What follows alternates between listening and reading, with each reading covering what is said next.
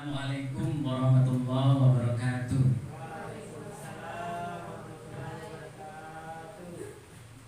Ya, yang saya hormati Bapak Kepala Sekolah, Ketua Komite UPTSDN 163 Wonokerto, Ibu Bapak Guru yang saya hormati pula, serta perwakilan dari orang tua wali murid yang saya hormati. Puji syukur kehadirat Allah Subhanahu wa taala, kita selalu bersyukur karena pada siang hari ini kita masih bisa diberikan kesehatan sehingga kita bisa berkumpul di sekolah kita ini dalam rangka yang pertama tentunya silaturahmi, yang kedua yaitu sesuai dengan agenda kita yaitu identifikasi aset atau potensi atau sumber daya sekolah yang ada di UPTSDN 163 Wonokerto.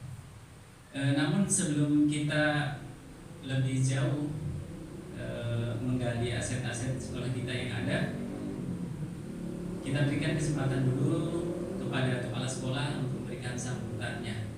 Kepada beliau kami persilakan dengan hormat.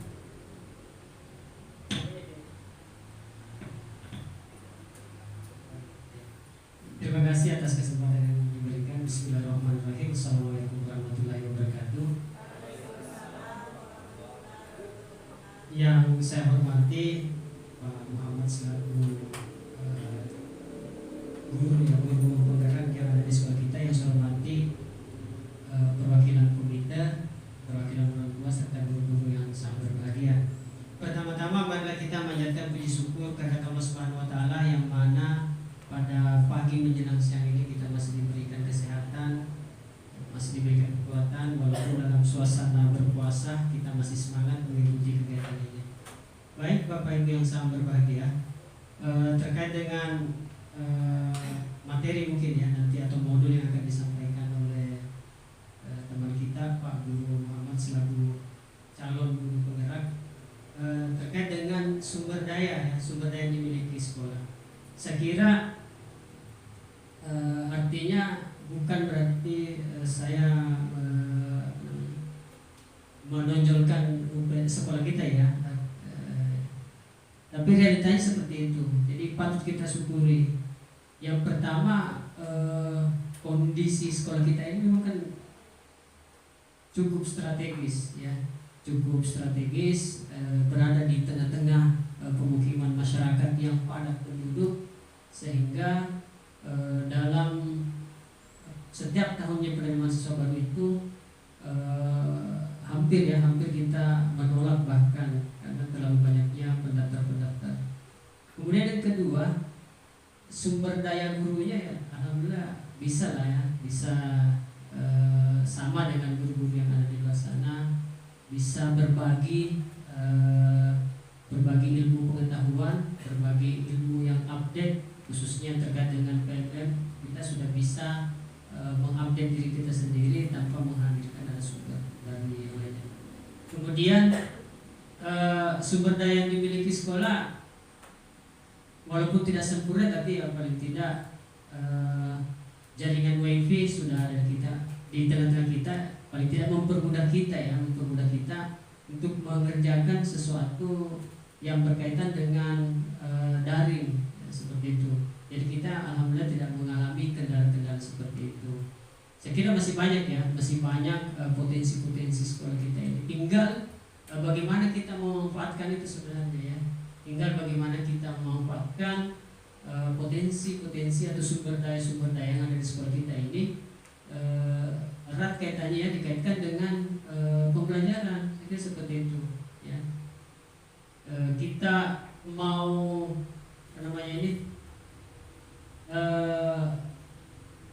bergerak di IT, alhamdulillah bantuan kelompok juga sudah ada, tinggal kita memfasilitasi saja anak-anak ya. Seperti yang disampaikan Pak Guru kemarin bahwa banyak sekali di sini pusat-pusat pembelajaran yang bisa dimanfaatkan untuk kita secara pembelajaran langsung. Contohnya pasar yang ada di sekitar kita, dan puskesmas. Kalau kita mau membelajarkan anak-anak terkait dengan kesehatan, bisa langsung ke sana. Kemudian mau praktek sholat kemudian dianggap ini belum Jadi banyak sekali ya, banyak sekali. Kalau tidak bisa ke pasar, bisa ke kantin dulu, bagaimana terkait dengan proses jual beli. Jadi saya kira banyak sekali Bapak Ibu yang sangat berbahagia. Tinggal mungkin nanti Pak Guru bisa membantu teman-teman untuk memanfaatkan sumber daya itu sebagai bahan, sebagai pembelajaran untuk anak-anak kita. Jadi artinya belajar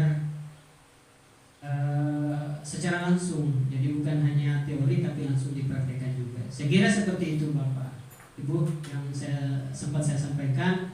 Jadi saya ulangi kembali lagi bahwa kita ini memiliki banyak sekali potensi ya, memiliki banyak sekali sumber daya dibanding sekolah-sekolah yang masih ada di daerah-daerah terpencil ya.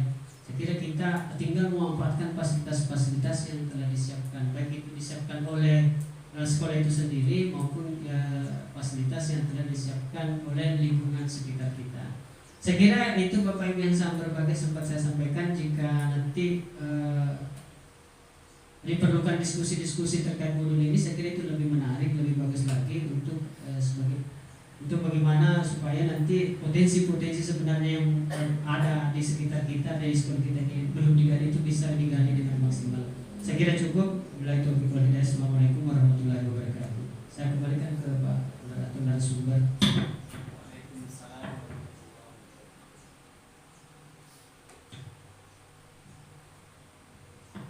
Ya, disampaikan terima kasih atas sambutan yang diberikan oleh Bapak Kepala Sekolah.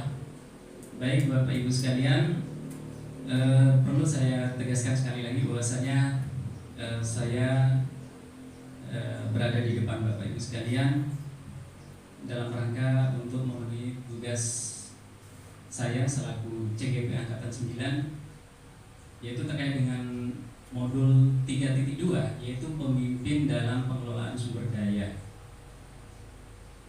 Sebelum kita diskusi Bapak Ibu, mungkin ada sedikit materi PowerPoint yang ingin saya tampilkan kepada Bapak Ibu sekalian sebelum kita nanti sesi dialog. Apa sih potensi atau aset kekuatan sumber daya yang kita miliki di sekolah kita ini? Baik Bapak Ibu, sekolah sebagai ekosistem itu sekolah itu diibaratkan sebuah ekosistem yang mana akan terjadi interaksi antara faktor biotik dan abiotik. Kedua unsur ini saling berinteraksi satu sama lainnya sehingga mampu menciptakan hubungan yang selaras dan harmonis. Sekolah sebagai ekosistem itu terdiri faktor biotik dan abiotik. Faktor biotik yaitu murid, kepala sekolah, guru, staf, pengawas, orang tua, masyarakat di sekitar, dinas terkait, pemerintah daerah. Sedangkan faktor-faktor abiotik yaitu terkait dengan keuangan, sarana prasarana, lingkungan alam. Kemudian cara memandang sumber daya sekolah itu ada dua pendekatan Bapak Ibu. Yang pertama, pendekatan berbasis kekurangan atau masalah. Ya. Dan yang kedua itu pendekatan berbasis aset atau kekuatan. Karakteristik dari kedua pendekatan ini, pendekatan yang berbasis kekurangan atau masalah itu memusatkan perhatian pada apa yang mengganggu, apa yang kurang, apa yang tidak berfungsi dengan baik. Kemudian mendorong cara berpikir negatif, tidak nyaman dan curiga sehingga buta terhadap potensi dan peluang yang ada. Adapun pendekatan yang berbasis aset ini dikembangkan oleh Dr. Catherine Chamber. Secara praktis menemukan hal-hal yang positif dalam kehidupan, kemudian menggunakan kekuatan sebagai tumpuan berpikir, apa yang berjalan dengan baik, yang menjadi inspirasi, yang menjadi kekuatan ataupun potensi yang positif. Nah, di sini ada perbedaan yang sangat menonjol antara pendekatan yang berbasis kekurangan atau hambatan dengan pendekatan yang berbasis aset atau kekuatan Bapak Ibu. Ya, di antaranya adalah kalau pendekatan yang berbasis kekurangan itu fokus pada masalah dan isu, sementara pendekatan yang berbasis kekuatan fokus pada aset atau kekuatan. Kemudian kalau kekurangan berkutat pada masalah utama, sementara pendekatan berbasis aset itu membayangkan masa depan.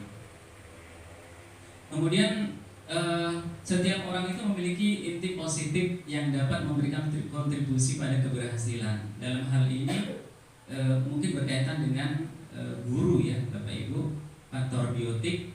Kemudian menurut Friedrich 2005, inquiry apresiatif adalah suatu filosofi landasan berpikir yang berfokus pada upaya kolaboratif menemukan hal positif dalam diri seseorang, organisasi, dan dunia sekitarnya, baik dari masa lalu, masa kini, dan maupun masa depan.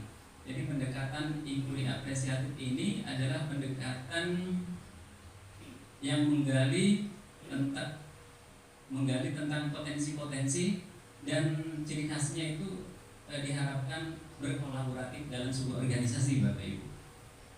Nah, pendekatan ABCD atau pendekatan Asset Based Community Development atau dalam bahasa Indonesia itu pengembangan komunitas berbasis aset, itu muncul sebagai kritik terhadap pendekatan konvensional atau yang tradisional yang menekankan pada masalah, kebutuhan, dan kekurangan. Pendekatan ini memberikan nilai lebih pada kapasitas, kemampuan, pengetahuan, jaringan, dan potensi.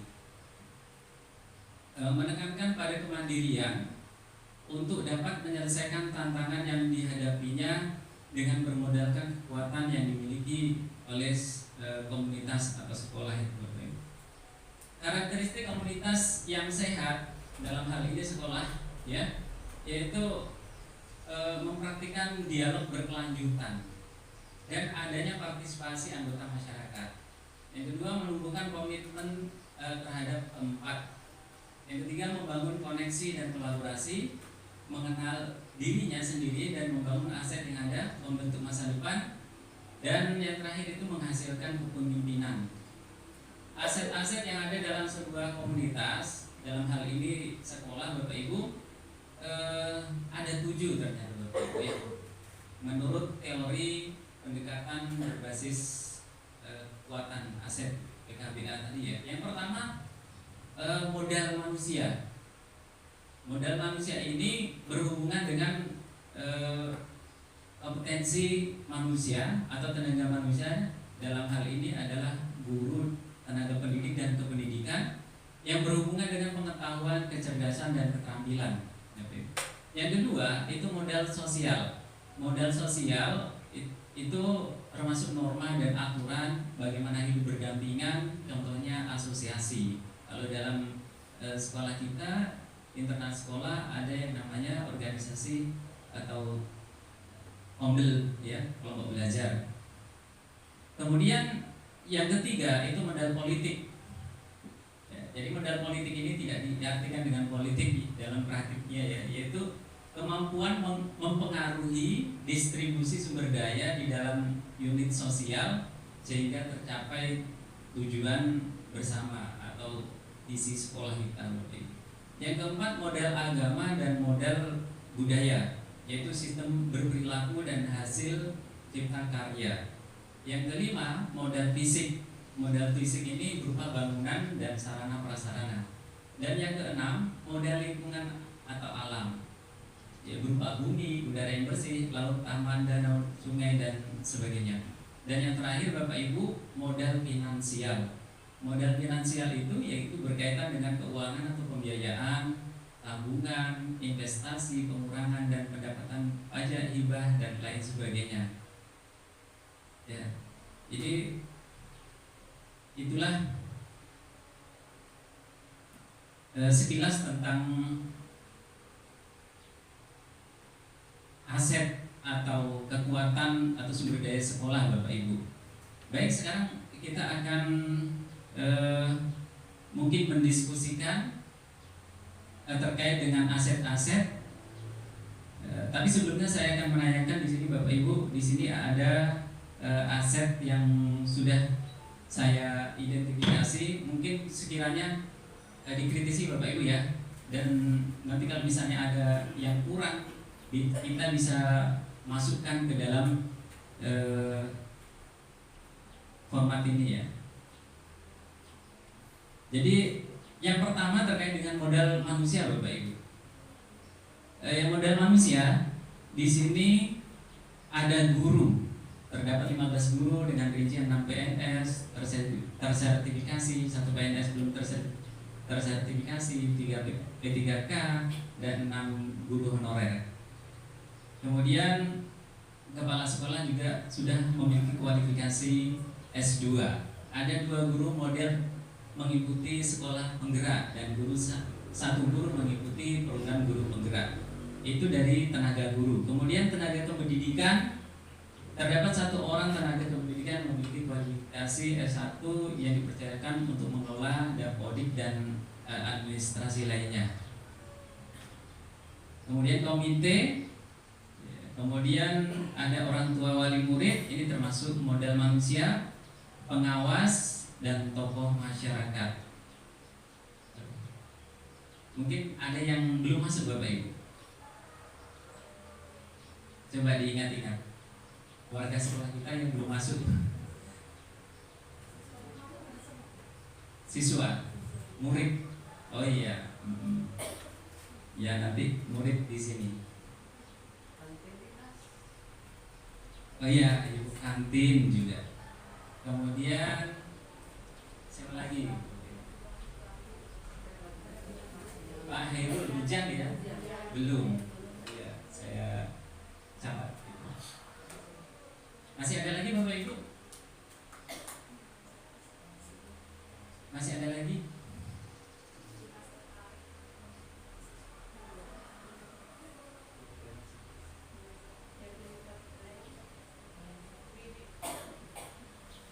Dinas terkait pemerintah desa, ya pemerintah desa, kemudian dinas pendidikan, Orwil ya nanti ditambahkan. Kemudian yang kedua Bapak Ibu, modal sosial. Modal sosial ini semacam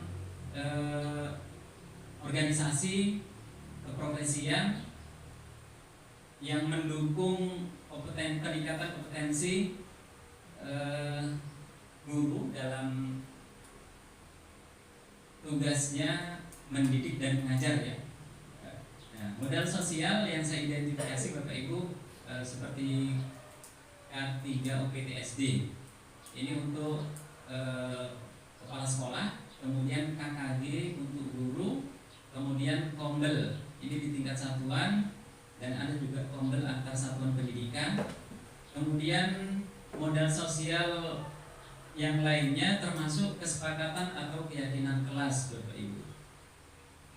Kemudian berikutnya, atau mungkin ada yang perlu dikritisi, perlu ditambahkan Bapak Ibu, modal sosial.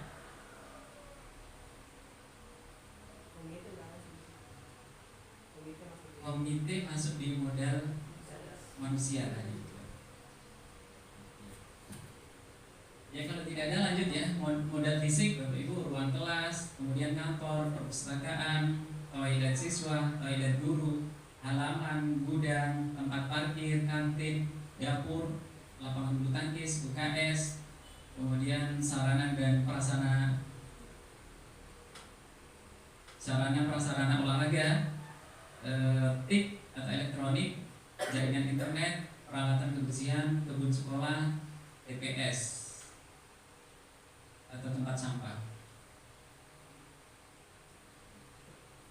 Bagaimana Bapak Ibu, masih ada yang belum tercover di sini, belum tercatat? Modal fisik, bangunan, sarana prasarana.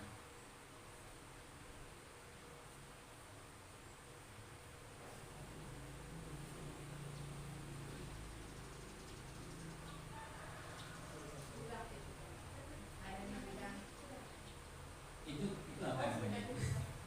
Sampingnya gudang, tapi sampingnya rumah guru. Oh iya, ya rumah guru. Dapur sudah ada ini. UKS ada.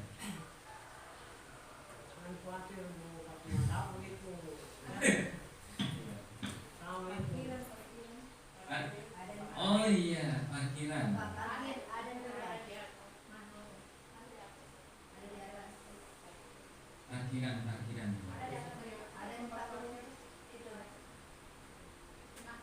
Yang ini ya, tempat parkir. Iya. Ada lagi?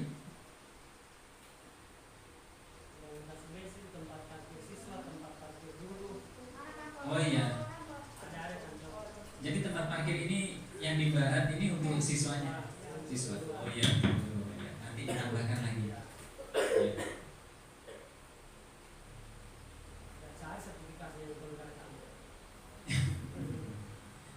Ya. Bagaimana Bapak Ibu? Cukup. Berikutnya ke modal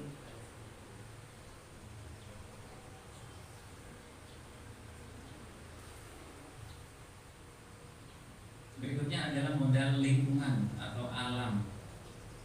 Modal lingkungan atau alam adalah sarana prasarana yang ada di sekitar sekolah yang sekiranya bisa mendukung dan bisa juga dijadikan sumber belajar siswa, Bapak Ibu. Modal lingkungan alam di sini yang sudah teridentifikasi yaitu jalan raya, ya. Kemudian pasar rakyat, masjid jami, puskesmas, kantor desa, lapangan. Nah ini salah di sini, gereja. Tapi di sini gambarnya itu apa? Industri mebel. Ya ini mau diedit nanti. Kemudian Bank BRI unit, MTS, MA, pondok pesantren, sawah, irigasi, empang atau kolam ikan, home industri, pabrik tahu tempe, bengkel. Ya. Ada lagi yang perlu ditambahkan Bapak Ibu?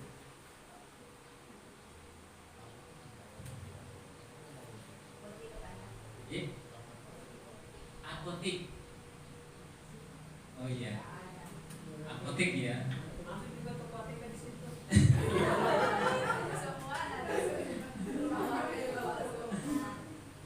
Kalau ATK mungkin bagaimana ya? Masuk ke pasar rakyat bisa. Kalau apotik bisa lah karena biasanya memang di luar dari pasar rakyat. Spesifik ya. Oh iya, sekolah TK ya. Sekolah TK. TPA juga bisa. Oh iya. SMK. Tadi daftar hadirnya sudah selesai. Ya. Jadi yang ditambahkan apotik, kemudian sekolah TK, TPA, SMK. Tapi SMK itu masih beroperasi. Oh, masih ya. Ya ini pada MTS dan MA sudah. Ya berikutnya yang kelima Bapak Ibu yaitu modal finansial. Jadi modal finansial ini meliputi BOP reguler dan BOP kinerja. Keterangannya di sini untuk menunjang operasional penyelenggaraan pendidikan dan peningkatan mutu sekolah dan kompetensi guru. Kemudian sumbangan komite untuk belanja kebutuhan. Ini sama. Ya, ini seharusnya ada bersekolah. Iya. Ini perlu diedit, ya, direvisi. Kemudian kontribusi kantin. Ya, ini maksudnya di sini, Bapak Ibu. Seharusnya di bawahnya kontribusi kantin, ya. Kemudian sedekah Jumat atau infak Jumat yang sudah dijalankan selesai sholat duha, ini untuk oleh-oleh atau menjenguk siswa yang sakit atau tidak diminta-minta kecelakaan seperti itu. Ada lagi Bapak Ibu terkait dengan modal finansial yang belum masuk, yang belum tercover di sini?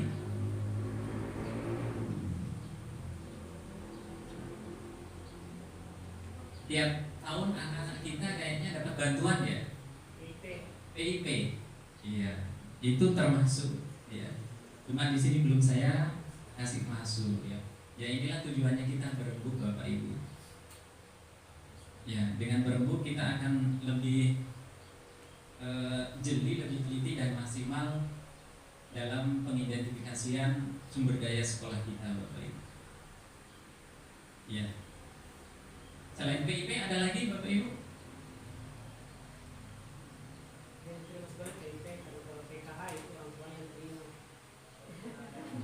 PIP itu apa Pak Guru?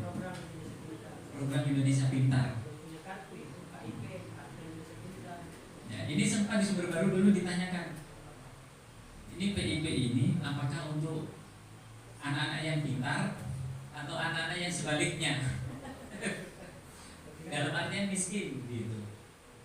Ada orang tua itu yang justru dapat ini, tapi protes. Kenapa anak saya kok dapat? Ini apakah anak saya pintar atau miskin? Arahnya sih beliau itu keberatan menerima karena merasa masih mampu gitu, masih mampu. Iya.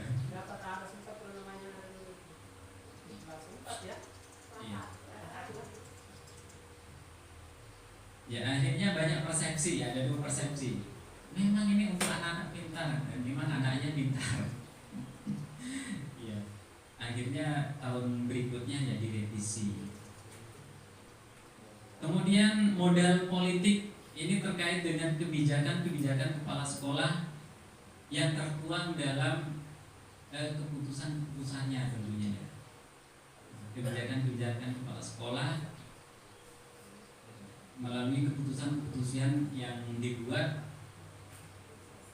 tentunya dengan kesepakatan melalui musyawarah rembuk dengan dewan guru atau mungkin tanpa rembukan juga termasuk di dalamnya. Kemudian termasuk modal politik yaitu kerjasama dengan puskesmas. Ini meliputi kegiatan vaksin COVID-19, pemberian obat cacing, bias, dokter kecil, PHB dan PHBS. Kira-kira ada kegiatan lagi yang belum tercover Bapak Ibu yang terkait dengan kerjasama dengan puskesmas, penjaringan.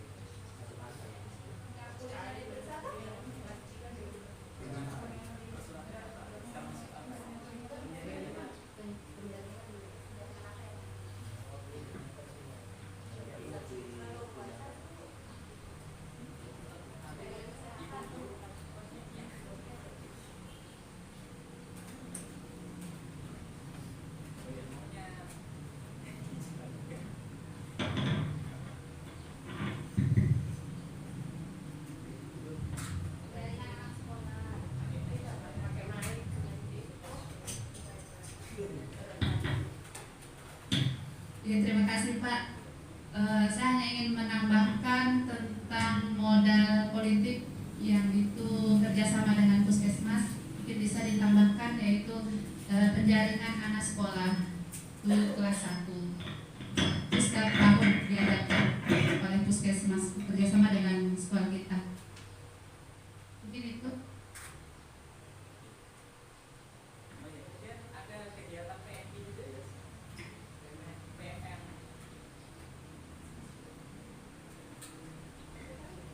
LPNR itu bekerja sama dengan puskesmas juga atau PMI.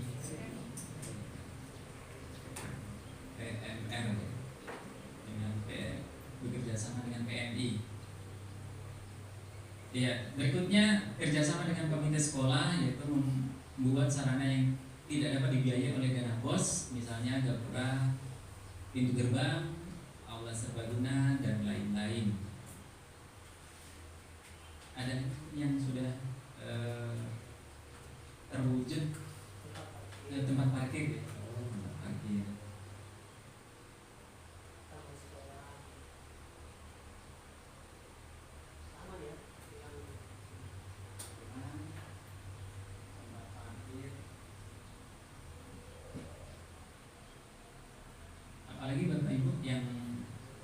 dihasilkan kerjasama dengan komite sekolah yang sudah ada di sekolah kita, Bapak Ibu?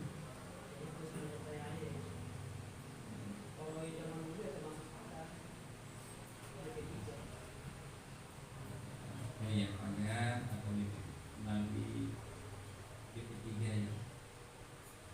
Cukup.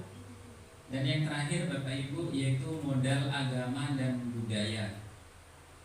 Modal agama dan budaya di dalamnya termasuk yaitu kegiatan atau pembiasaan 5S. Ini termasuk budaya Bapak Ibu.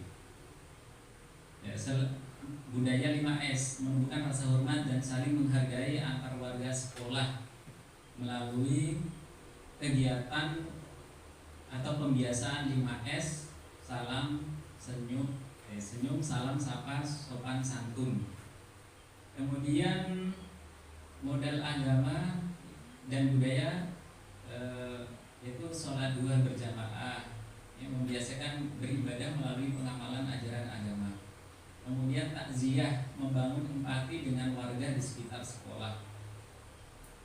Kemudian yang keempat, makan makanan bergizi dan sikat gigi bersama yang kita laksanakan setiap hari Kamis untuk membiasakan sarapan pagi dengan makanan yang sehat dan bergizi serta merawat gigi.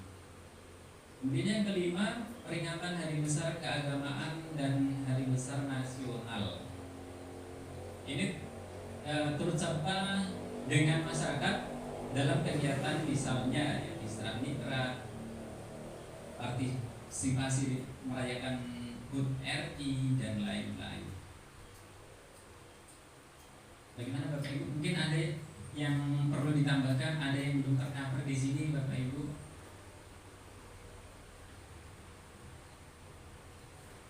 Kalau kayak kan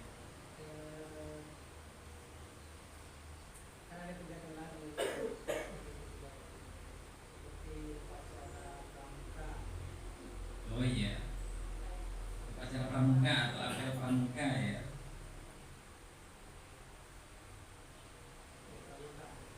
Modal agama dan budaya.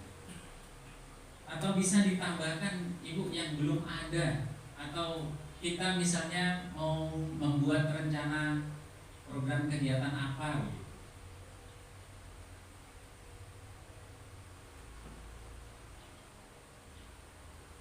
Apel pramuka.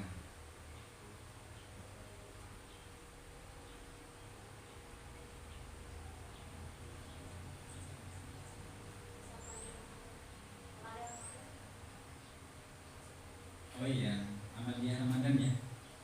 Itu istilahnya masih Amalia Ramadan atau apakah pembinaan karakter atau apa?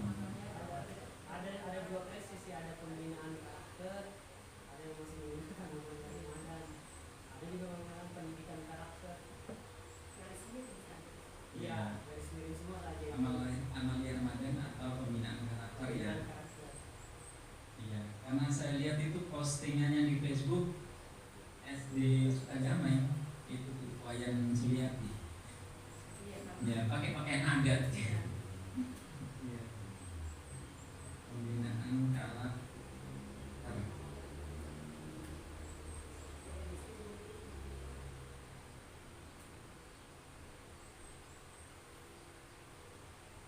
Ya, masih ada kira-kira Bapak Ibu? Kalau tidak ada, kita cukupkan sekian.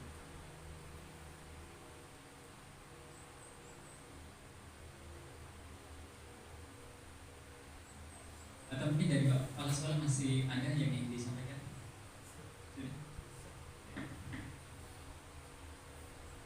Iya, saya kira potensi-potensi yang dimiliki sekolah sebenarnya masih banyak ya. Tapi yang sudah ditampilkan ini saja itu kalau sudah bisa dimanfaatkan itu sudah luar biasa. Sudah bisa dimanfaatkan, sudah bisa dilakukan dengan konsisten ya. Saya kira itu sudah luar biasa. Jadi saya kira tidak perlu banyak program Pak Guru ya, walaupun hanya 1-2 yang penting dilaksanakan secara konsisten daripada nanti terlalu banyak program kita programkan ternyata sulit juga untuk mengaplikasikannya seperti itu. Tapi memang kalau ada program-program yang ingin ditambahkan oleh teman-teman dan dianggap bagus dan bisa dilakukan secara konsisten, lebih bagus lagi. Saya kira itu saja tambahan dari saya. Terima kasih. Iya, terima kasih atas saran dan masukannya ya. Jadi betul Bapak Ibu. Jadi sekolah kita termasuk sekolah yang lumayan banyak kelebihan dibandingkan dengan sekolah-sekolah lainnya yang ada di lingkungan sekitar kita. Dengan harapan dengan potensi, kelebihan potensi atau aset sumber daya yang kita miliki, kita bisa memanfaatkannya sebaik-baiknya sehingga berdampak pada peserta didik kita melalui program-program atau kegiatan pembelajaran. Kita bisa memanfaatkan aset-aset itu. Jadi kesimpulannya Bapak Ibu, dengan mengidentifikasi aset-aset atau sumber daya sekolah, kita diharapkan mampu memaksimalkan, memanfaatkan aset-aset itu tanpa harus mengeluh atau mencari sesuatu. Kita misalnya membuat program tetapi membutuhkan sarana prasarana tertentu dan itu tidak ada, sehingga kita mau membuat program itu berharap dulu sarana prasarana atau alat itu ada, sehingga ujung-ujungnya kita tidak bisa berbuat. Jadi intinya adalah dengan aset yang ada, kita siasati bagaimana kita tetap bisa membuat dan menjalankan program yang kita rencanakan yang berdampak positif bagi peserta didik kita. Sekiranya cukup sekian pertemuan kita pada pagi menjelang siang hari ini, Bapak Ibu. Saya ucapkan terima kasih pertama kepada kepala sekolah, ibu bapak guru, ketua komite, orang tua wali murid yang telah meluangkan waktunya untuk bisa hadir bersama-sama dalam rangka mengidentifikasi aset atau kekuatan atau sumber daya sekolah secara kolaboratif. Sebelum saya tutup, misal ada salah kata atau salah ucap baik yang saya sengaja maupun tidak sengaja, mohon dimaafkan. Dengan ucapan akhir kalam, assalamualaikum warahmatullahi wabarakatuh.